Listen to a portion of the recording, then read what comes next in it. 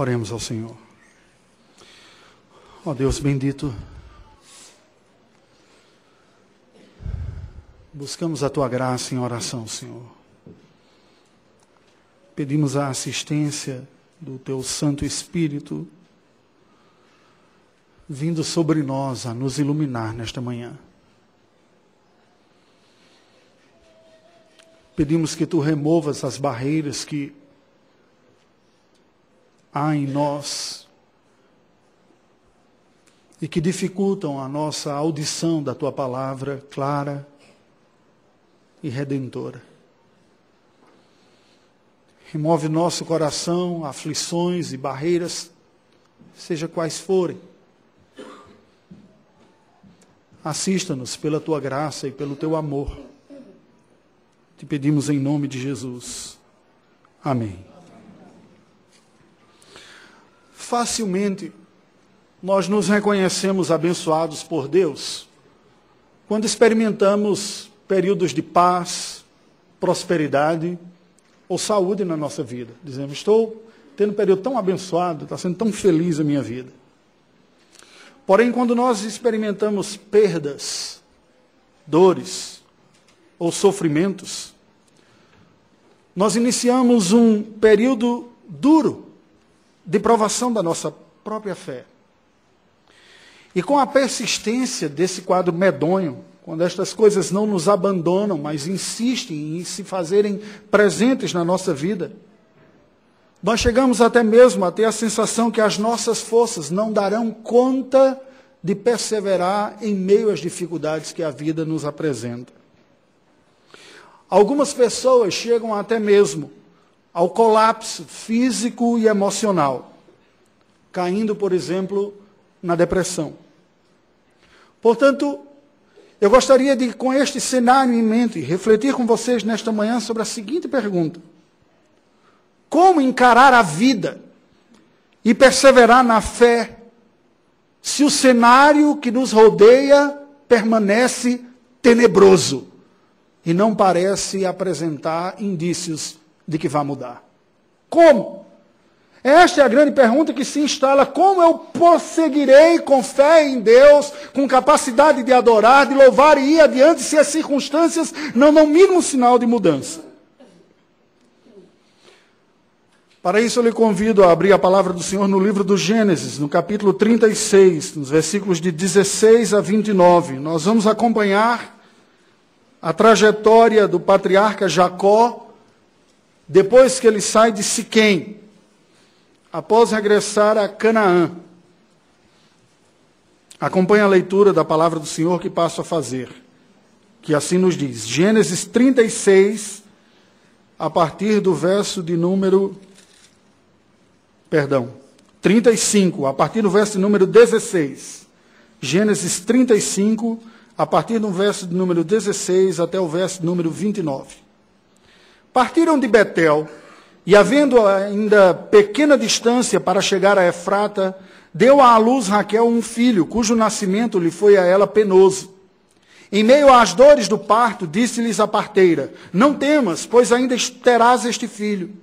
Ao sair-lhe a alma, porque morreu, deu-lhe o nome de Benoni, mas seu pai lhe chamou Benjamim. Assim morreu Raquel e foi sepultada no caminho de Efrata, que é Belém. Sobre a sepultura de Raquel, levantou Jacó uma coluna, que existe até o dia de hoje. Então partiu Israel e armou a sua tenda além da torre de Éder.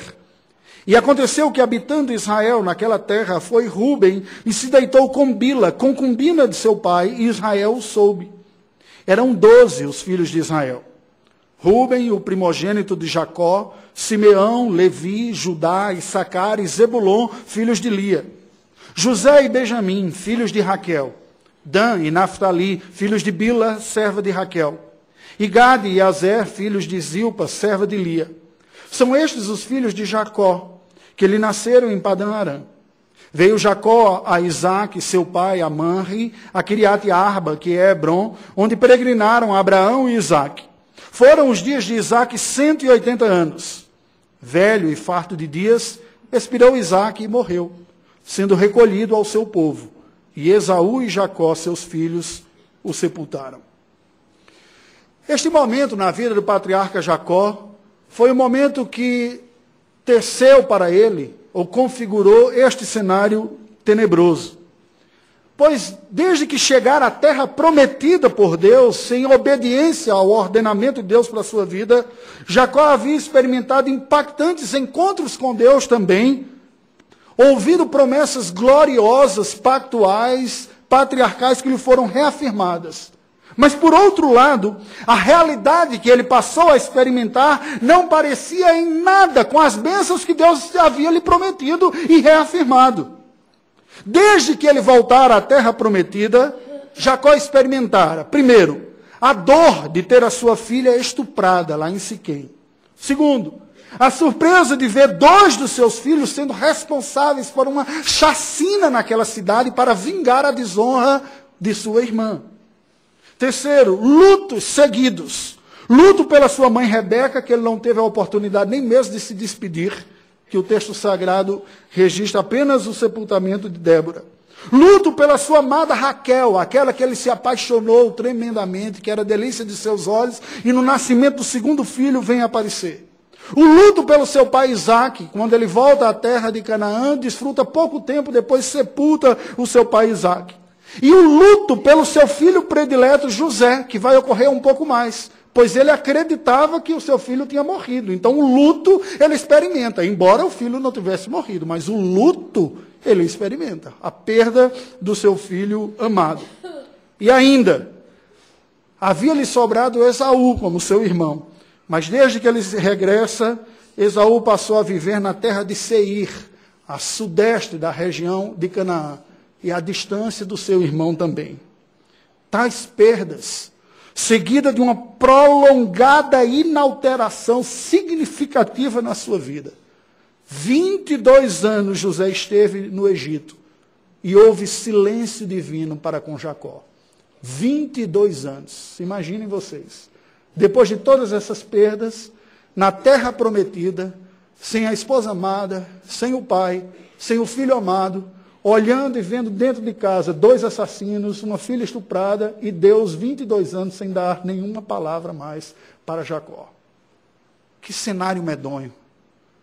Como viver com fé quando a vida mostra sua carranca para nós? Como permanecer acreditando quando o cenário se mostra tão hostil? Como encontrar a bênção de Deus no meio das perdas, das dores e dos sofrimentos? Vejamos como estes versículos nos ensinam. Nos versículos de 16 a 21, nós vemos o seguinte, verso 16 a 18. Jacó sai com a sua família de Betel e vai até Efrata. E lá em Efrata, Raquel passa por um doloroso parto, que lhe nasce o filho que ela chama de Benoni, e assim vem a falecer. Benoni significa filho da minha dor. Ainda no versículo 18, a frase final, e até o 19, nós vemos uma reação da parte de Jacó. Ele diz, não, ele não será chamado Benoni, ele será chamado Benjamim, que significa filho do meu braço direito, ou da minha mão direita, representando filho do meu vigor. Do infortúnio que ele tinha sido batizado pela sua mãe, Benoni, ele é renomeado por a boa fortuna. Em seguida, Raquel é sepultada próxima a Belém, a aproximadamente 36 quilômetros da cidade de origem, de Betel, caminhando a sul, e apenas meros 2 quilômetros de Jerusalém. Nos versículos 20 e 21, nós vemos que Jacó edifica uma coluna na sepultura de Raquel, e ele parte, então, à torre de Éder, mais ao sul. O que nós vemos aqui? Como encontrar a bênção de Deus em meio às perdas, dores e sofrimentos? Nós podemos concluir, interpretando a vida pelos olhos da fé. Se não, veja, a maturidade espiritual que este homem, o patriarca, finalmente está desenvolvendo em sua vida. Após enfrentar dores e perdas agudas acumuladas, o estupro da filha, a chacina dos filhos, que fizeram naquela cidade a morte da amada Raquel, Jacó abandona aquele jeitinho que lhe havia marcado a sua vida. E uma certa passividade, quando friamente ele calculava os passos para tornar a sua vida melhor. E ele então passa a assumir uma liderança piedosa. É a primeira vez, em 12 filhos que ele teve, que ele é quem dá o nome do filho. Havia uma passividade da parte de Jacó em toda a sua história. A mãe planeja, ela planeja as coisas e ele executa, ele vai, aceita as condições do sogro, não fala nada, foge porque ele não aguenta discutir essas coisas. Mas esse homem está sendo talhado por Deus, e aqui ele assume no meio da sua dor e diz, não, ele não vai carregar a faixa de ser o infortúnio, o desgraçado. Este filho, sou eu quem vai dar o nome. E ele vai se chamar filho do meu braço direito, um bem-aventurado, abençoado por Deus. Essa liderança aparentemente tímida começa dentro da própria casa, quando ele faz aquela reforma lá em Betel, e vai crescendo. E crescendo no meio das dificuldades da vida. Ele renomeia o seu filho, como quem está dizendo, a vida segue. Perdi Raquel, a minha amada. Esse filho não vai ser marcado por isso, e nós vamos seguir adiante. Literalmente ele se levanta e vai mais adiante. Como, queridos, encontrar a bênção de Deus em meio às perdas, dores e sofrimentos? Interpretando a vida pelos olhos da fé. Quando ele olhava ao redor, o cenário natural parecia indicar o contrário. Mas o que ele enxerga e se determina, é não aceitar a vida e a interpretação da vida como desgraça e como maldição, ainda que tenha sido dada, simbolicamente, pela sua amada na pessoa do seu filho caçula. Ele diz, não é isso que a minha fé me diz. Não é isso que a minha fé me diz. Eu não vejo mudanças, mas eu creio. Preste atenção. Você, os problemas da sua vida não sumirão como um passe de mágica. Eles não virão por você participar de 7 semanas de campanha, ou mesmo por vir mais à igreja, ou fazer culto, ou orar com mais fervor. Não! A maneira que Deus nos ensina a encarar a vida é com realidade. Olhe para frente, encare o que está diante de você, mas na certeza da graciosa providência do Deus Emanuel que está na sua vida. Não aceito a interpretação que diz é desgraça e é maldição. Deus está comigo, ainda que o cenário diga o contrário. Ele está comigo. Eu sou um abençoado. Meu filho a minha vida que está nas mãos de Deus. Foi isso que Deus falou. No versículos de 22 a 26, nós vemos uma outra atitude. Nós encararemos e encontraremos a bênção de Deus em meio a perdas, dores e sofrimentos, quando reconhecemos com honestidade na vida os agentes da fé. Quem são estes personagens de fé que compõem a vida? Os personagens reais. Estão nos descritos nos versos 22 a 26. O verso 22 diz simplesmente que aconteceu que quando Israel habitava naquela terra, foi Rúben, o seu primogênito, e se deitou com Bila, a concubina do seu pai. E Israel o soube. Imagina se seria possível uma dor maior do que ele já tinha experimentado até agora. De ver o seu primogênito, aquela primeira expectativa de filho, quem é, o que vai ser, o que vai fazer da sua vida. Ele via deitar-se com uma de suas mulheres, a concubina. E ele o soube. A tendência nossa é interpretarmos essa situação como tendo sido simplesmente fruto de luxúria. Rúben cresce, vê Bila, que provavelmente seja bem nova, porque Raquel era mais nova e as amas comumente eram meninas que eram dadas também. Contemplava a beleza, abrigou aquele desejo dentro do seu próprio coração. Aproximava-se, tinha conversas com ela. Bila, por certo, dava a entender que sentia falta de uma companhia maior do seu marido, pois o planejamento de Deus original é a monogamia, é um homem e uma mulher. Esse negócio de ter um homem e várias mulheres não dá certo. O efeito colateral vinha aqui. E Rúben possivelmente dizendo, você é muito especial, muito querida. E ela começando a perceber a atenção da parte de um jovem, que em algum aspecto lembrava Jacó, mas tinha uma vitalidade, lhe dava atenção, enquanto que o idoso Jacó estava experimentando as suas dores.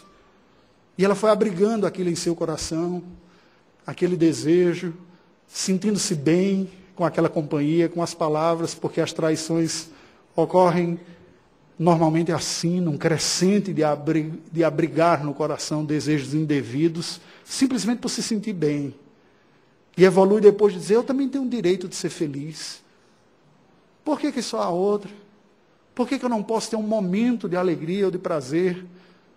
E ocorreu a tragédia do próprio filho de Jacó se deitar com uma de suas esposas, não a sua mãe. Porém,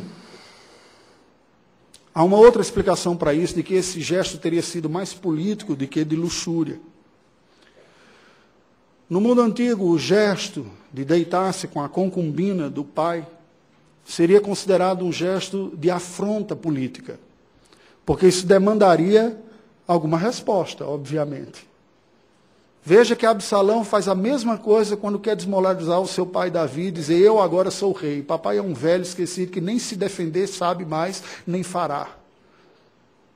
Há quem interprete de que teria sido essa a jogada da parte de Rúben. Por quê? Quando Raquel morre, ele diz, Bila, que é a concubina de Raquel, não pode crescer na posição da preferida. Para que não ocorra que os filhos de Raquel, ou através de Raquel, ou através de Bila, cresçam na prioridade no coração. Eu sou o primogênito, eu tenho que assegurar a primazia aqui e mostrar que eu sou maduro, forte e corajoso o suficiente, e está na minha hora, não é mais a hora de meu pai Jacó. E esse gesto, portanto, teria sido um gesto político. Um gesto de retomada de posição, neutralizando Bila através de Jacó e humilhando Jacó, como Absalão fez com seu pai, e assim se impondo, como sendo, é a minha vez. Eu sou o herdeiro natural. Nos versículos de 22 a 26, nós vemos os 12 filhos de Jacó identificados pela ordem social estabelecida. Primeiro os filhos de Lia, os que vieram primeiro.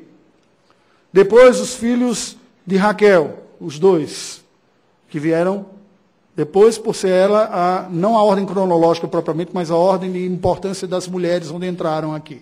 Né? Tem um primogênito, veio Lia, depois os dois de Raquel. E as suas concubinas, Bila e Zilpa. O que nós vemos dessa narrativa aqui? Presta atenção. Nós aprendemos uma verdade bíblica sobre justiça e graça. Deus, que é santo e justo, nunca inocenta o culpado. Rúben, com seu ato de carteirada política para tentar se estabelecer, perderá a primogenitura por causa desse seu ato, que ultrapassou todos os limites da decência, fazendo algo tão escandaloso dentro da sua própria casa. Naquela primeira geração, o texto de Crônicas vai nos dizer que a primogenitura foi dada a José. José, que é o primeiro de Raquel, é que assume a primazia, ou que assume a importância na próxima geração, depois lá no Egito, e preserva toda a família, politicamente falando, na primeira geração. Mas a longo prazo, quem vai assumir essa primogenitura espiritual é Judá. Porque os 3 primeiros filhos que estariam na ordem se desqualificaram por suas próprias ações. Rúben, ao deitar-se com a concubina de seu pai, e Simeão e Levi por dirigirem aquela chacina. E isso vai aparecer depois na bênção que Jacó proclama sobre os seus filhos. Judá, que é o 4º na linha, é quem vai assumir a primogenitura espiritual, e virá dele o descendente, o Salvador, Jesus Cristo. Veja que essas duas coisas estão juntas. Ao mesmo tempo que a Bíblia não elimina a necessidade de juízo, mostra o triunfo da graça. Estes personagens não foram excluídos da graça de Deus, nem excluídos do plano redentor do Senhor. Eles foram a base da formação do povo de Deus. Eles deram origem a tribos em Israel, a tribo de Rúben, a tribo de Simeão, e veja, de Levi, a dos sacerdotes também, o que mostra o triunfo da graça. Mas os personagens responsáveis por estes pecados receberam o castigo divino e foram privados daquilo que poderiam ser por causa daquilo que fizeram. A justiça se manifesta, mas a graça também. A graça e a misericórdia santificaram aquela família da aliança. Povo de Deus, eternidade com o Senhor. Mas houve consequências dos seus atos. E pelas consequências, prejuízos houve em sua vida. É assim que Deus faz. Deus mitiga, ou seja, diminui o castigo, mas garante a herança pactual. Deus tem misericórdia do seu povo, aplica uma disciplina sem o rigor que devidamente deveríamos receber, porque senão todos estaríamos condenados, mas nos disciplina. No entanto, torna a graça suficiente para a nossa vida, para prover perdão e salvação, ainda que não nos inocente, e nos deixe sempre conviver com as consequências de todas as besteiras que nós fazemos em nossa vida. Porque Ele é santo, justo, mas também misericordioso e bom. Como é que nós enfrentamos, portanto, as perdas, dores e sofrimentos e encontramos a bênção de Deus? Quando nós reconhecemos na vida os agentes de fé. Preste atenção, quem são os agentes de fé? Os agentes de fé são pecadores, lavados pelo sangue do Cordeiro, resgatados pelo pacto. Não há na palavra de Deus uma descrição de pessoas virtuosas como anjos que vestem roupa. O que há são seres de carne e osso com suas tentações e lutas e que caem e que sofrerão as consequências e terão prejuízos, mas uma graça de Deus que é suficiente para perdoar, salvar e dizer: estou com vocês e usarei vocês para a minha glória. Nós temos que ter uma visão realista. E é preciso reconhecer que nós, evangélicos, somos muitas vezes fantasiosos. Somos um dos grupos que tem maior dificuldade de encarar a realidade da vida. E por isso o sucesso dessas campanhas. Porque as pessoas querem soluções fáceis para problemas que são difíceis. E a solução de Deus é justiça e misericórdia. Por fim, o terceiro bloco nos mostra como encontrar a bênção de Deus em meio a perdas, dores e sofrimentos, dizendo: aproveitando as perdas da vida como oportunidades da fé. Versículos de 27 a 29. Jacó veio a Isaque, seu pai, em Manre. Ele segue rumo ao sul, até Manre, onde os patriarcas anteriores, Abraão e Isaque, estabeleceram sua residência, na região de Hebrom, onde Isaque vivia, e onde antes Abraão viveu. E ao chegar lá, ele se encontra com seu pai e experimenta os últimos anos da vida de seu pai, que vinha a falecer com 180 anos. Esaú e Jacó o sepultam. O que é que nós aprendemos daqui? O que nós vemos? Nós vemos uma certa tensão manifesta na Escritura Sagrada entre aquilo que eu chamaria a tensão da divisão de atenção entre família e igreja. Jacó tinha se privado do convívio com seus pais na época do nascimento e crescimento dos seus filhos. A fase, para os avós, mais gostosa da vida. Não é verdade? Quem é avô aqui, eu tenho alguns corujas, aliás, toda avó é coruja, né? Diz, essa é a melhor fase da vida. Quando vem os netos, neto é filho com açúcar, né? Eu não tenho que disciplinar, eu só vou desfrutar. No entanto, Isaque foi privado disso. E Jacó foi privado de ter um avô dos seus filhos, seu pai ou a sua mãe junto. Porém, havia uma realidade, uma identidade mais profunda na vida de Jacó que estava sendo forjada por Deus. Ele perde o convívio da sua família, dos seus pais queridos, não desfruta de ver os seus filhos crescendo, sendo mimado pelos avós, como os avós costumam fazer. Mas, ao mesmo tempo, Deus está trabalhando nele o seu caráter e a sua identidade e formando o seu povo, que é a família da fé. Dois valores importantes sendo trabalhados. A família natural, que jamais pode ser negligenciada, e a família espiritual, a família da fé, que também não pode ser negligenciada. Embora tenha perdido o contato com a sua mãe, Rebeca, que nunca mais viu, e aqui nós vemos, podemos abrir um parênteses aqui e pensar, Deus nunca precisou da nossa ajuda e do nosso jeitinho para resolver os seus planos. Essa foi a armadilha que Rebeca caiu. Se Deus havia dito que o mais novo é que seria o que daria continuidade ao pacto, ela não precisava ter tramado nada, Deus ia executar aquilo. Mas ela é impaciente, como algumas vezes nós costumamos ser, e eu muitas vezes me vejo assim, de querer resolver os problemas logo, ela dá aquele jeitinho e recebe um juízo. Ela perde o convívio com seu filho para sempre na vida aqui, nunca mais viu. Não viu os netos, não desfrutou, não teve a devida honra, literariamente falando, foi registrado o sepultamento da sua escrava e não dela mesma. Isaac, por sua vez, que não agiu dessa maneira, mas que foi na linha contrária do que Deus havia dito, porque Deus falara que era o mais novo e ele estava enchendo a bola do mais velho, recebe também um certo juízo. Você vê que a Bíblia silencia sobre Isaac depois daquilo. Ele praticamente não aparece mais e não tem mais nenhuma importância na história da formação do povo de Deus. Os dois erraram, os dois receberam disciplina. Mas Deus estava trabalhando com Jacó. E o que está sendo dito aqui é que o fim da história deles, e mesmo a identidade deles, preste atenção, não era familiar, mas espiritual. As perdas familiares experimentadas por Jacó foram partes de um plano de Deus para a formação de uma identidade mais profunda, uma identidade eterna, que está sendo trabalhada aqui. Ele começa a ser agora composto como povo de Deus. A morte não anuncia a sentença final. Isaac é recolhido ao seu povo. Olha que maneira bela a Escritura descreve, de uma maneira muito simples e singela, a identidade espiritual da igreja. Aqui para nós, quem gostaria de ser identificado assim no seu sepultamento? Foi recolhido ao seu povo. Está lá, sepultado ao lado do pai, do avô, da avó. Não nos parece muito que ali é o nosso povo, né? A gente faz a referência à questão de quem está vivo, meu povo, minha família, ou a igreja como meu povo.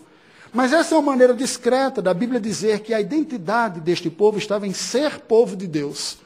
E a hermenêutica que o nosso Senhor Jesus Cristo dá para isto é fantástica. Quando os saduceus questionam a ideia da ressurreição da vida após a morte, ele diz, acaso não leste na Escritura que Deus é o Deus de Abraão, Isaque e Jacó, mas ele não é o Deus de mortos e sim o Deus de vivos? O que Jesus está dizendo? O povo de Deus não cessa a sua existência quando morre. Na verdade, a morte é a promoção para a identidade eterna, aquela com a qual ele viverá para sempre, glorificado na presença do Senhor. Isaac se reuniu aos céus porque ele entrou na glória, na presença de Deus. Ali é o povo de Deus, ali é a nossa identidade, é aquilo que nós somos. A morte de Isaac sela ainda a restauração da relação entre Esaú e Jacó.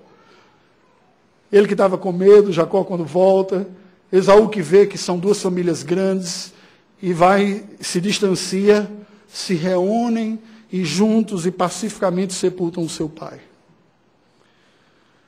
Carregar rancor na vida é carregar a morte. A morte para nós cristãos é um empurrão para além dela. Não é a parada final. Nós devemos formar a nossa identidade e firmá-la bem na obra da redenção eterna. E assim, redimir as relações. Quantos problemas não tem com pessoas que estão preocupadas apenas com a sua reputação aqui na terra? Casais que passam por conflito e morrem de vergonha e de medo das pessoas saberem que eles estão passando por conflito porque querem ter uma imagem bem preservada. Deixa eu dizer uma coisa para você. A sua identidade e o seu valor não é medido pelas lutas que você enfrenta aqui na vida e nenhuma das relações. Para Jacó, foi possível apenas encarar e enfrentar porque ele não tinha uma visão fantasiosa da vida. Ele sabia quem ele era, ele sabia quem eram suas mulheres, ele sabia quem eram os seus filhos, mas ele sabia que nada da nossa incapacidade é o que nos define. O que nos define é aquilo que Deus está fazendo na nossa vida. É isso que nós seremos por toda a eternidade. E é isso que devemos perseguir aqui. Qual é a mensagem desse texto original? Gênesis 35, de 16 a 29, foi um texto usado por Deus para mostrar o seu povo da aliança, os hebreus que tinham acabado de sair do Egito, estavam para entrar na terra prometida, que as perdas, as dores e os sofrimentos que eles iriam enfrentar e que já estavam enfrentando e enfrentaram, não eram um sinal do abandono divino. Preste atenção. Mas era parte eficaz do instrumento da graça divina para forjar neles uma identidade santa, redimida e satisfeita em Deus. Mas preste atenção, com uma autoimagem mais humilde. Eu não sou o cara. Mas com uma imagem de Deus muito mais vívida. Ele é o cara que me redime, que me perdoa, que me santifica e que não desiste de mim. Ele sim é o virtuoso. Ele sim é a fonte de toda boa dádiva. Ele sim é o soberano redentor do seu povo. E Cristo é a expressão encarnada deste modus operandi de Deus na redenção. É Deus que vem a pecadores amados. E veja que Cristo alcançou a redenção para nós por meio de suas perdas, dores e sofrimentos. Elas foram instrumentos de Deus para redimir um povo para si. Por que você acha que consigo não deveria ser assim? Seria diferente. Qual é o recado atual para nós desse texto aqui? Preste atenção. Neste mundo caído onde vivemos, nem nós, seres caídos, nem outros que também são caídos, em nossa jornada espiritual de fé verdadeira, que é tipificada aqui na peregrinação de Jacó e sua família rumo a Canaã, nem nós que estamos hoje aqui, nem aquela família patriarcal eleita, somos poupados de dores agudas. Sejam elas ordinariamente esperadas, ou seja, haverá dores agudas que nós esperaremos, a morte de idosos amados. Porque é difícil aceitar algo que todo mundo sabe que vai acontecer. Vai doer, mas vai acontecer. Esperaremos isso. Mas também há aquelas dores agudas inesperadas. A morte prematura de gente amada. Ao invés do pai sepultar o avô, ou seja, o filho sepultar o pai sepulta o filho. Isso é uma dor inesperada, como Jacó enfrentou aqui. Ele experimentou. Aquelas esperadas e aquelas inesperadas, sejam elas consequências dos nossos próprios pecados, Rúben com Bila, Simeão e Levi lá em Siquém, Jacó com as suas trapaças para conseguir a bênção aqui, e tendo que ficar distante de sua família, ou seja, pelos pecados dos outros contra nós, o sogro que engana, que explora, o filho que faz isso com a própria esposa do pai e não a sua mãe, não importa. Perdas, dores e sofrimentos que experimentamos na vida estão todos sob o controle da providência. São administrados pela graça para nós experimentarmos uma poderosa transformação espiritual de pecadores em busca de seus próprios reinos pessoais para filhos de Deus, remidos pelo Evangelho, para refletirmos o reino de Deus através de uma vida satisfeita na graça de Cristo. Sem as perdas, nós somos tentados a pegar os nossos projetos pessoais e torná-los à busca dos nossos próprios reinos. Veja como somos uma família exemplar. Veja como eu sou um profissional de sucesso. Veja como tudo é uma bênção na minha vida. Esse é o meu reino. Cobice. Cobice. Para Deus nos livrar deste reino concorrente ao dele, Ele nos quebra. Para que a gente fique humilde e lembre que é o reino dele que está sendo estabelecido. É a glória dele. A conclusão que nós chegamos é a seguinte: como encontrar a bênção de Deus em meio a perdas, dores e sofrimentos? Interpretando a vida pelos olhos da fé. Deus quer o meu bem maior, quer que eu seja como Cristo. Reconhecendo na vida os agentes de fé, somos pecadores capazes de males horríveis, mas perdoados e santificados por um Deus capaz de maravilhas com a bagunça da nossa vida. E aproveitar as perdas da vida como para o crescimento da nossa fé em Cristo e sua graça suficiente. Deixe-me confessar algo para vocês, para terminar a mensagem. Muitas vezes eu oro ao Senhor, pedindo alívio da minha dor, pedindo compensação para o que eu sinto como perda, e pedindo fim ao meu sofrimento. Como nos dias de Cristo, eu peço a Deus sinais de que Ele está realmente comigo ao tirar estes incômodos da minha vida. Como eu sou tolo, pois ao orar focado em mim, eu deixo de perceber a presença graciosa de Cristo na minha vida, usando tais desconfortos para a minha maturidade de fé. E eu deixo de ouvir o que Cristo falou. Essa geração incrédula e corrupta me pede um sinal. E o único sinal que eles terão é o de Jonas, o Filho de Deus morto e ressuscitado ao terceiro dia. Este é o único sinal que nós precisamos para enfrentar as lutas da vida na certeza de que Deus está conosco. Aí eu pergunto, e você? Vive pelo que sente ou vive pelo que crê? Vive para quem? Que projetos lhe motiva? Para você ou para Cristo? Eu gostaria de terminar com a canção de um grupo que me falou muito ao coração e eu creio que vem a calhar. O grupo chama-se Casting Crowns e a canção é A Voz da Verdade. Diz assim: o que eu faria para ter o tipo de fé que é preciso para sair deste barco que eu estou, indo para a arrebentação das ondas, para sair da minha zona de conforto em direção àquele reino onde Jesus está, mas eu ainda não o vejo estendendo a sua mão. Mas eu ouço as ondas chamando o meu nome, e elas riem de mim, lembrando-me de todas as vezes que eu tentei antes e falhei. As ondas da minha vida continuam me dizendo, uma vez após outra, cara, você nunca vai vencer, você nunca vai vencer. Mas a voz da verdade me conta uma história diferente. A voz da verdade diz, não tenha medo. A voz da verdade diz, isto é para a minha glória. De todas as vozes que eu ouço falando comigo, eu escolherei ouvir e acreditar na voz da verdade. O que eu faria para ter o tipo de força que me leva a ficar diante de um gigante, com apenas uma funda e uma pedra, cercado pelo som de 1000 guerreiros, agitando-se em suas armaduras, pela gana de terem a força de permanecer em pé. Mas o gigante está chamando o meu nome, e ele ri de mim, lembrando-me de todas as vezes que eu tentei antes e falhei. O gigante continua me dizendo, uma vez após outra, cara, você nunca vai conseguir, você nunca vai vencer. Mas a voz da verdade me conta uma história diferente. A voz da verdade diz, não tenha medo. A voz da verdade diz, isto é para a minha glória. De todas as vozes que eu ouço falando comigo, eu escolherei ouvir e acreditar na voz da verdade.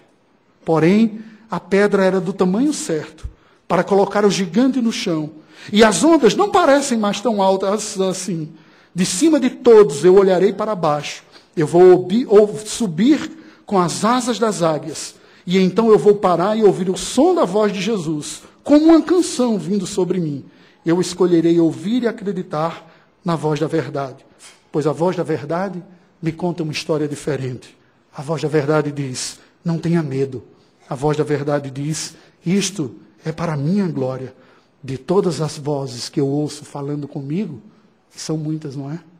Eu escolherei ouvir e acreditar na voz da verdade. Qual voz você vai ouvir? Qual voz? Curve a sua cabeça, vamos orar ao Senhor. Ó Deus bendito, te louvamos pela voz da verdade, que temos acesso todos os dias no teu santo livro. Te louvamos pela voz da verdade, de que o Senhor é soberano, santo e justo, mas também misericordioso e gracioso. Te louvamos pela voz da verdade, que nos diz que tu estás conosco todos os dias até a consumação dos séculos, e isto nos basta. Te louvamos pela voz da verdade que nos diz que aquele que não poupou o seu próprio filho, antes por todos nós o entregou, porventura não nos dará graciosamente com ele todas as coisas. Mas, Senhor Deus, nesta manhã nós queremos dizer para o Senhor, somos pecadores. Não apenas falhamos em seguir a voz da verdade e pecamos contra Ti, Mas falhamos em confiar na voz da verdade que fala da vitória e nos chama a viver pela fé. E muitas vezes nos encontramos como Pedro, naufragando pelo medo das ondas que nós olhamos com os olhos desviados da presença gloriosa do teu Filho que nos deste para a nossa redenção. Perdoa-nos a incredulidade, Senhor Deus. Ó Deus, e nós te pedimos, do mesmo jeito que tu socorreste Pedro, e tu assististe Davi, e todo o teu povo no passado, assista-nos, toma-nos em teus braços, em tuas mãos, fortaleça-nos, abre-nos os olhos espirituais e o coração, para crermos a voz da verdade, de que tu estás no controle de tudo, que tudo é para o nosso bem, inclusive essa dor, esse sofrimento e as perdas que temos experimentado em nossa vida, Senhor. Ensina-nos a viver crendo no Senhor, livra-nos de ter uma vida focada em nós mesmos, de ficarmos lambendo as nossas feridas, porque os nossos olhos estão postos em nós. Ainda que o período de provação seja longo como foi o de Jacó, a tua graça nos basta e ela é suficiente. Ajuda-nos a encontrarmos nela a satisfação e a confiança para tudo o que necessitamos de ti. Em nome de Jesus. Amém.